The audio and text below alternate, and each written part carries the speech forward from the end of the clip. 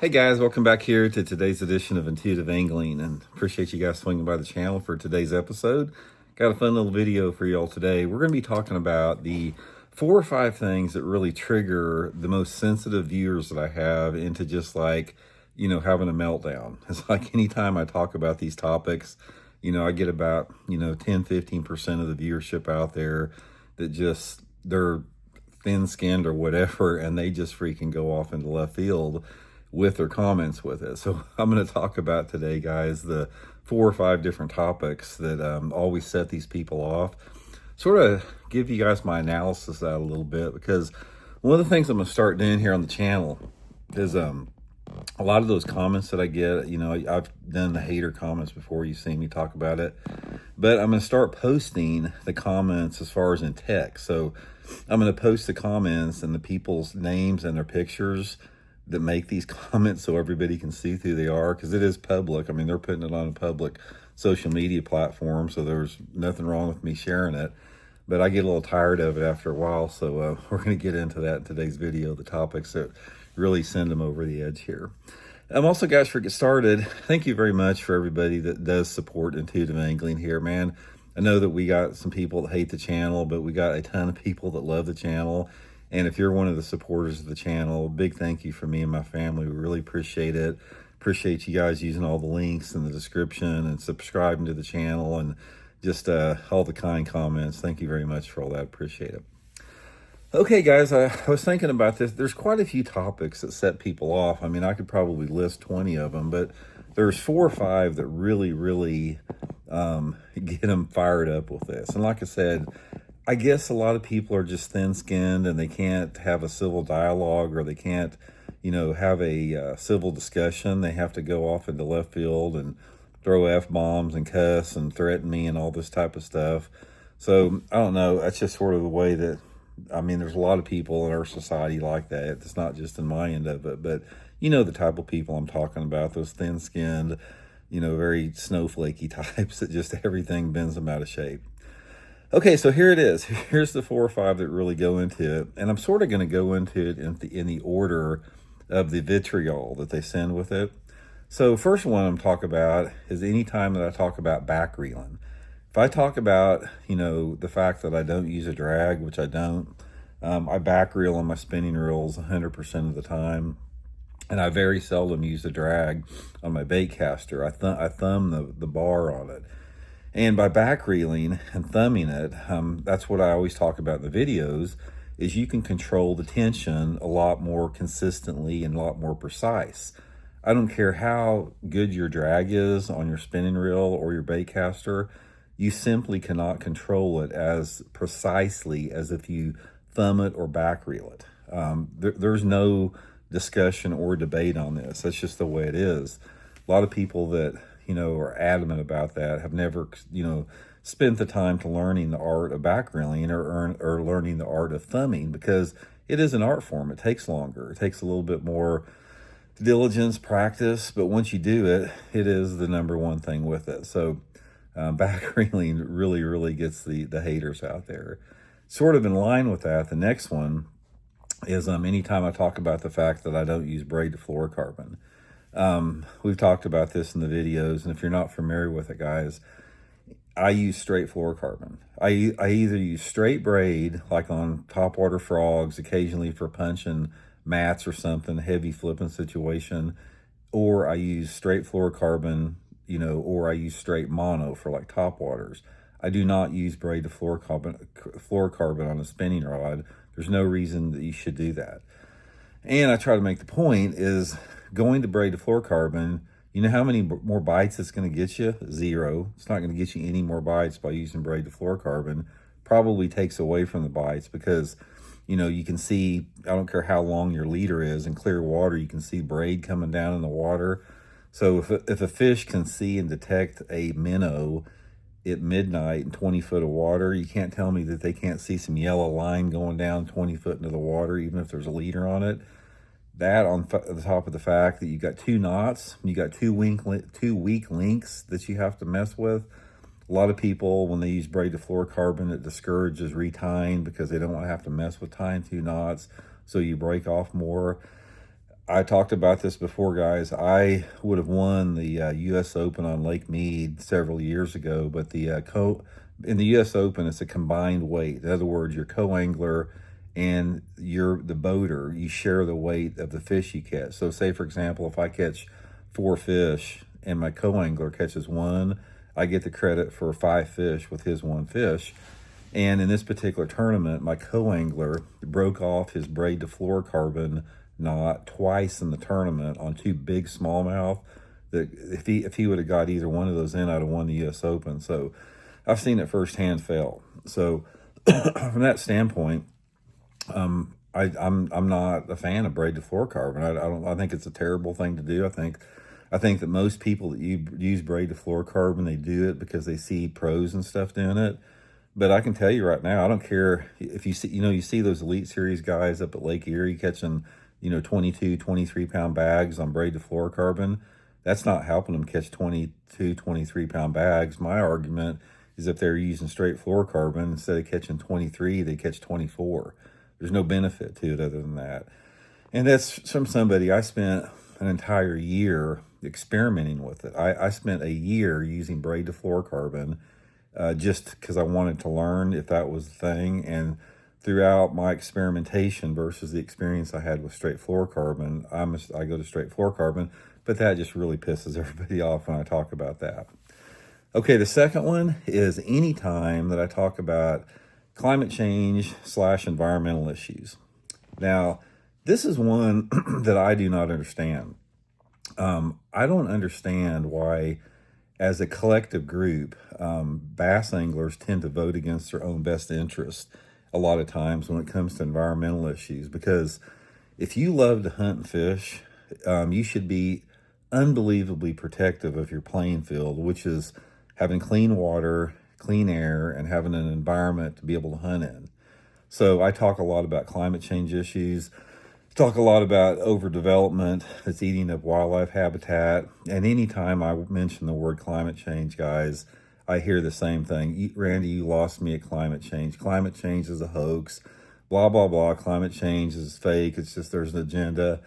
Guys, I'm here to tell you, I got to break this to you. If you, in light of all the legitimate science or climate science data from peer-reviewed sources, from a global perspective, not just here in the country, if you think climate change is a hoax, it's basically like you telling me you think the earth is flat. When somebody tells me that they think climate change is a hoax, you might as well say, Randy, the earth is flat, because that's on the same plane. Because somebody that believes the earth is flat is in denial of scientific reality. Somebody believes that man-made climate change is not real and threatening the future sustainability of our planet is not living in that reality either.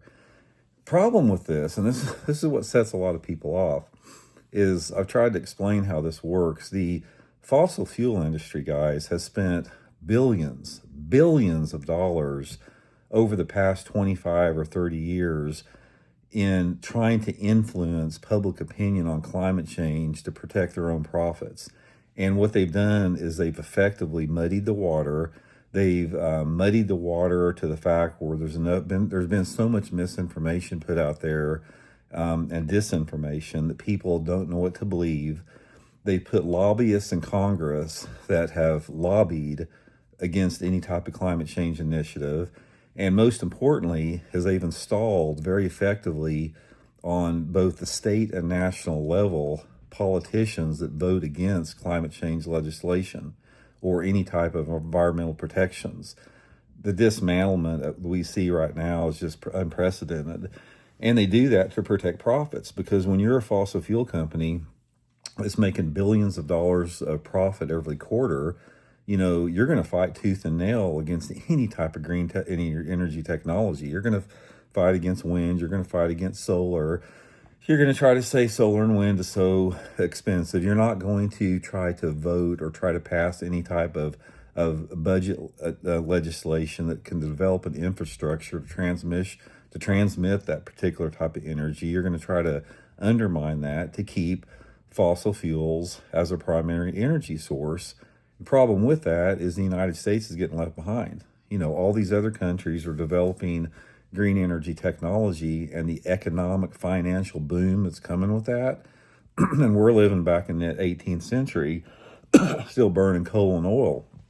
So I don't quite understand this. This is one of the things that really, really frustrates me, that people have not educated themselves beyond just some news clips and listening to some, cable news anchor that has a community college degree, or some, congressman or senator that's backed by, some fossil fuel company that says climate change is a hoax. I mean, it's a big propaganda. It's been a very effective propaganda tool to undermine the fact that man-made climate change is here. It's real. It's altering our entire ecosystem. It's altering the way that the biological ecosystem of our lakes and streams, as far as from a like a zooplankton level all the way up to larger food chains. It's affecting every aspect of life. So anytime that I talk about environmental or climate change issues, I freaking get crucified by it by 10 or 20% of the viewers out there, because those are the people that are in an information silo of misinformation. And I don't mean to try to belittle you if you feel like that. I don't mean to make you sound, like you don't know what you're talking about, but it's simply not right. There's no difference, guys. I don't care what you say. If you do your research and you get legitimate science behind it, and you dig and research your facts, get reproducible results from peer-reviewed sources, in 2026, if you say that man-made climate change is a hoax, you might as well just tell me the Earth is flat, because there's no difference in the perception of that. Okay, now finally, the one that really sets them off and really gets the thin-skinned people up there is when I talk about forward-facing sonar and electronic technology. Now, this is a no-brainer. This is one of the foundational peers of my YouTube channel. I am anti-tech and fishing, and we've been through this over and over and over again. And I sort of equate it to the same thing with climate change, because there's some people out there that have their heels dug into their worldview on this, that they haven't been able to really look outside of that worldview. And it's sort of the same with electronic technology. Not quite the same, because there are some people out there that are completely against forward-facing sonar, that think that, they're the climate change hoax crowd. There are some of those people out there, but it's a little bit different with it.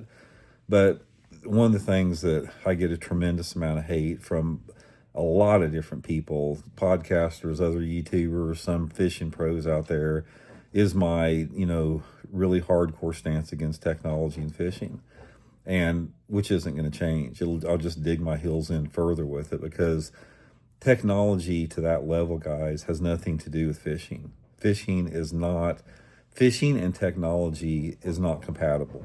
Fishing is a pure sport. It's an activity where you're connected to the purity of nature. And it's an activity that you have got to have mystery and unknown in it. It's like, once you take out that mystery and unknown of fishing, you rob the value of what fishing is. You literally take away from it. And that's why every time I see an Elite Series tournament get one with a forward-facing sonar minnow looking at a live scope screen, I just don't. That's not a legitimate win to me. I don't care what anyone says. There needs to be an asterisk next to it, because it is not a legitimate win in terms of fair chase. When you try to quantify what is a win, a legitimate win, you have to put in the factor of fair chase. And when you have a piece of technology that shows you where fish are at in real live imaging time, and it shows you how those fish are reacting to your lure, and it allows you to actually follow an individual fish for miles down the bank and see how it reacts to your lure, that is not fair chase. There's not any world that exists where that is fair chase. So that is what is inherently messed up about it. But there are, again, just like with the climate change crowd out there, there's about 20% of the people that simply can't wrap their head around that. And that is where the conflict comes, in the viewpoint. So what I'm talking about, guys, when I talk about these issues, when I talk about climate change issues, I'm not trying to make you miserable. I'm concerned about the future of our planet. I am. So we've only got one planet here. We don't have a backup. We have got to be stewards of this planet, and right now we suck as stewards of the planet. It sucks. We're totally focused on growing in business and making money. You guys have seen what we do to our planet, how much wildlife habitat we gobble up every year to development here. You guys have seen all the mercury contamination in the lakes. You've seen all the chemical and herbicide spraying in our lakes. You've seen all the point source pollution. It goes on all the time. So when I talk about issues like climate change, I'm talking about leaving this planet better than we found it. And people that do not agree with climate change issues are basically people that are motivated by money and short-term profit, by deregulating industry or undermining the EPA, or taking away the EPA's ability to regulate pollutants. You know, that's a dark path in my opinion. Same with forward-facing sonar. My stance against forward-facing sonar is to secure the sustainability of the sport. And as technology advances in our sport, the more and more effective, the more and more people get, larger groups and larger populations of anglers get with this technology as it advances, it's going to threaten the sustainability of our sport. And as far as the braid, the fluorocarbon and the back reeling, guys, I'm just trying to help you catch more fish. I mean, I can promise you, if you guys fish with me for a whole year, I'd have you guys change three. You would come away from fishing with me after a year by doing three things. I would have you back reeling. I would have you using your thumb bar on your bait caster. I would have you not ever using braid to fluorocarbon again, and I'd have you using the spinning rod for all your jerkbait fishing. So anyway, guys, I just wanted to throw that out there. You guys hear me talking about this some, but I just wanted to bring it to your awareness once again. Hope you guys are well. Appreciate y'all. We'll talk later.